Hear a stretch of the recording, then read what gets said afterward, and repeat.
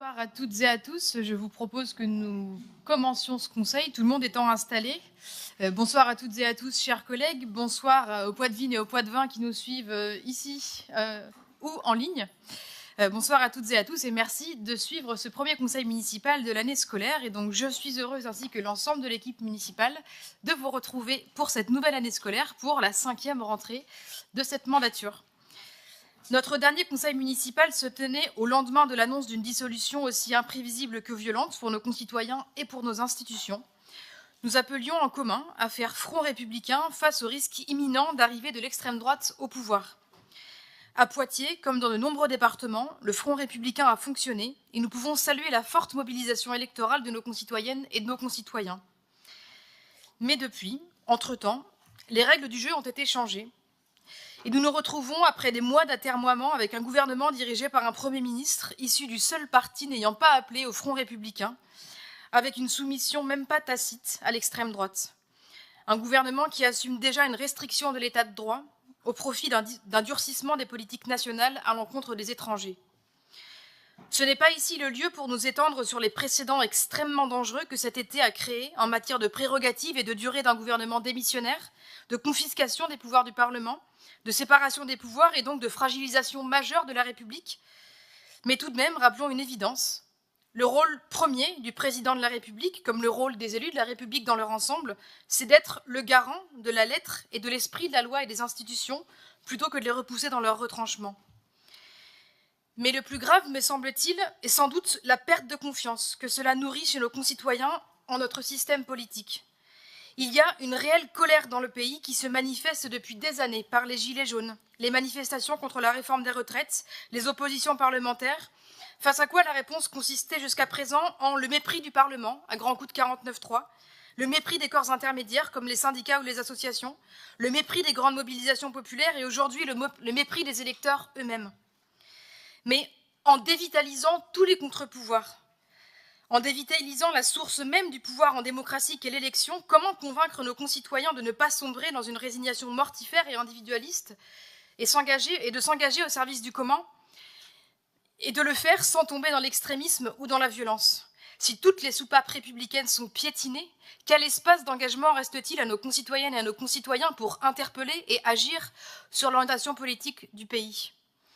Pour nous toutes et tous, dans ce conseil qui nous échinons à tenter de redonner confiance en l'action publique, il faut reconnaître qu'en ce moment, nous avons le vent de face. Mais confiants et déterminés, nous avançons. Nous avançons à l'échelon local qui est le niveau auquel peut encore se nicher la confiance des citoyennes et des citoyens en l'action publique, et qui pourtant, là encore, malheureusement, fait l'objet d'un mépris de la part du gouvernement. Un autre danger majeur des politiques gouvernementales actuelles, c'est la situation financière dramatique dans laquelle il laisse notre pays. L'orthodoxie libérale, présentée depuis des années par politiques et médias comme la voie de la raison, a été dévastatrice pour nos finances publiques.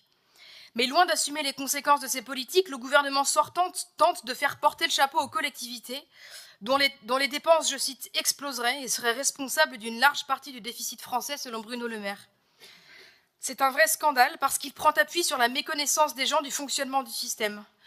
Nous ne rappellerons jamais assez, aux côtés de toutes les associations d'élus, que les collectivités ne représentent que 8% de la dette publique en France, alors que nous portons 40% de l'investissement.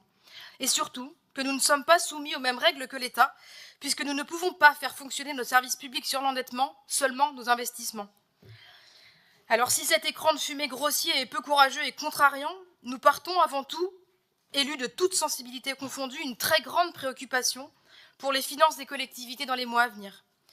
Le projet de loi de finances 2025 n'est pas encore sorti, mais les lettres plafond, de même que les propos du Premier ministre, laissent envisager le pire quant aux réductions drastiques qui pourraient nous être imposées, et donc être imposées aux services publics dont nous avons la responsabilité. Les élus locaux font pourtant la preuve de leur capacité à répondre concrètement aux enjeux du quotidien et de l'avenir de nos concitoyens. À Poitiers, nous vivons donc notre 5e rentrée scolaire, et c'est un festival de projets lancé depuis 4 ans qui voit le jour. L'inauguration de l'école Montmidi, l'ouverture du parc de la Villa Bloch, bien sûr le réaménagement du Pont-Neuf, autant de grands projets qui transforment effectivement la ville, qui la rendent plus agréable à vivre et plus en phase avec les grands enjeux contemporains, mais aussi, souvent, des projets qui fédèrent, des projets qui concilient différentes attentes et, in fine, des projets qui réconcilient. Merci aux équipes de la ville de Poitiers, de Grand Poitiers, aux partenaires et à tous les habitantes et les habitants qui font du lancement de ces projets des succès à chaque fois. Pour cette nouvelle année, nos priorités sont claires. Poursuivre avec la même efficacité la mise en œuvre des grands projets d'investissement du mandat, caserne, école Andersen, palais, centre social du Clos Gautier, 70 nouvelles places de crèche publique attendues. Tous ne verront pas le jour pendant ce mandat, mais pour tous, l'année scolaire qui s'ouvre sera une année charnière. Deuxième priorité, renforcer notre priorité quartier, afin de rapprocher l'action publique de celles et ceux qui s'en sentent le plus éloignés, en particulier de la jeunesse, à qui nous devons impérativement ouvrir des perspectives.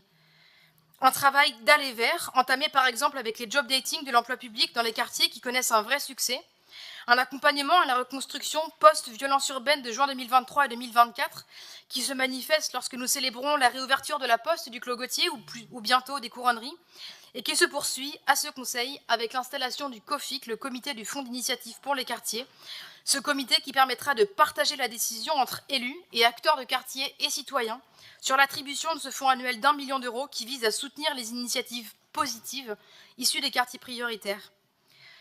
Et puis un troisième enjeu majeur pour cette année, celui de rendre notre espace public accueillant et agréable. Si les rues Jardin, les réaménagements comme celui encore récent de la rue Cornet sont des succès, nous devons aussi entendre les attentes légitimes des Poitevines et des Poitevins qui nous indiquent des pistes de progression à cet égard. La ville ne sera pleinement appropriée par toutes et tous que si nous relevons le défi d'une meilleure gestion des déchets, de la propreté et de l'entretien de l'espace public. C'est ma priorité, c'est celle de l'équipe municipale et c'est celle de l'administration. Pragmatisme, efficacité, mobilisation des partenaires pour une ville bien entretenue où le service public se déploie au plus près du quotidien vécu des Poitevines et des Poitevins. Chers collègues, chers Poitevines et chers Poitevins, s'il y avait un engagement à retenir pour cette année, votre équipe municipale sera plus que jamais mobilisée parce que c'est aux communes plus que jamais de faire la preuve de l'efficacité de l'action publique et de la confiance possible en la politique. Merci pour votre attention et je vous souhaite à toutes et à tous une belle année d'engagement.